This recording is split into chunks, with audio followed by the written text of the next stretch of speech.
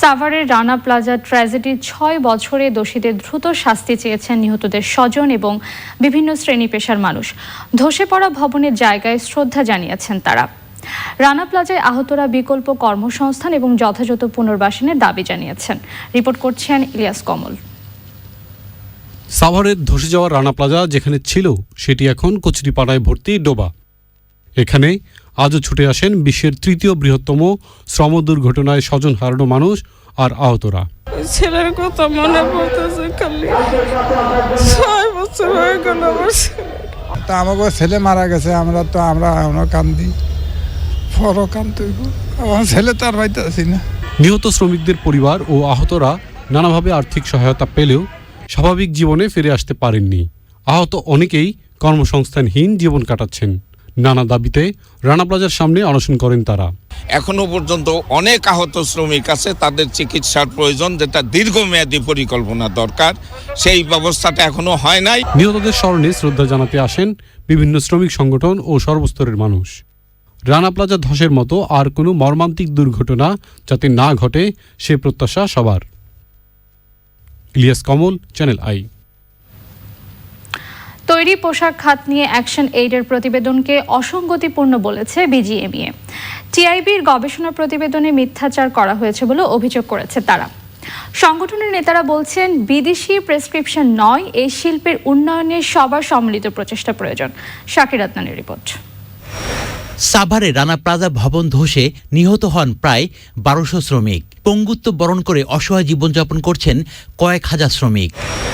২০১৩-র ২৪শে এপ্রিল সেই মর্মান্তিক দুর্ঘটনায় নিহতদের স্মরণ করতে জুরাইন কবরস্থানে যান পোশাক খাতের বড় সংগঠন বিজিএমইএর নবনির্বাচিত সদস্যরা।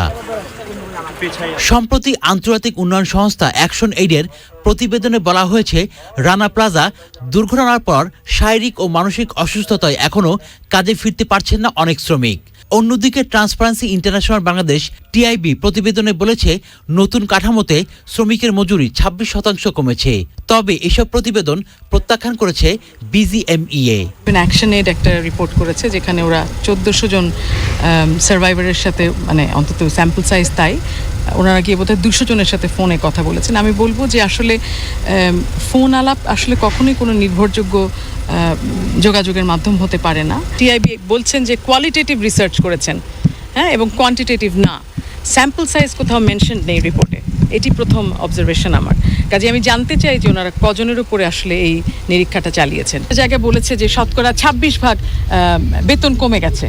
এটি একটা বিরাট ধরনের অসঙ্গতি বলে আমরা মনে করি। এটি একেবারেই নিছক মিথ্যাচার। এ খাতে নিজের ইচ্ছায় কেউ ঋণখেলাপি হলে তার বিরুদ্ধে ব্যবস্থা নেওয়া হবে বলে জানায় বিজিএমইএ। যারা উইলফুল ডিফল্টার না, যারা সত্যি কষ্ট করছেন, তারা যদি ঋণখেলাপি হন তাহলে তাদের পাশে বিজিএমইএ দাঁড়াবে সমস্ত শক্তি দিয়ে। আর যারা উইলফুল ডিফল্টার, ইচ্ছে করে ঋণখেলাপি হচ্ছেন, তাদের বিরুদ্ধে ব্যবস্থা নিতে হয়, সেটা আমরা নেব। বিজিএমইএ বলছে, ভবিষ্যতে যাতে রানা প্লাজার মতো কোনো দুর্ঘটনা আর না ঘটে সেদিকে সবাইকে সজাগ থাকতে হবে। Shakir Adnan, channel I, Dhaka. মানবতা বিরোধী অপরাধে নেত্রকোনা শান্তি কমিটির সদস্য হেদায়েতুল্লাহ ওরফে আঞ্জু ও সোহরাব আলী ওরফে সোরাব আলীকে ৩ অভিযোগে মৃত্যুদণ্ডাদেশ দিয়েছেন আন্তর্জাতিক অপরাধ ট্রাইব্যুনাল ১।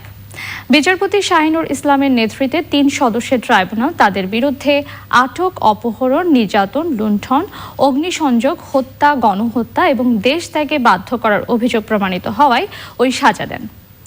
আরও ৩ অভিযোগে ১০ বছর করে ৩০ বছরের সাজা দিয়েছেন আদালত। মৃত্যুদণ্ডাদেশ পাওয়া ২ আসামির মধ্যে কারাগারে থাকা সোহরাব আলী ওরফে সোরাব রায়ের সময় আদালতে ছিলেন। আরেক আসামি হেদায়েতুল্লাহ পলাতক। রায়ে ৭১-এ গণহত্যার ব্যাপকতা উপলব্ধি করে বিশ্ব সম্প্রদায়ের স্বীকৃতি দেওয়া উচিত বলে পর্যবেক্ষণ দিয়েছেন আদালত।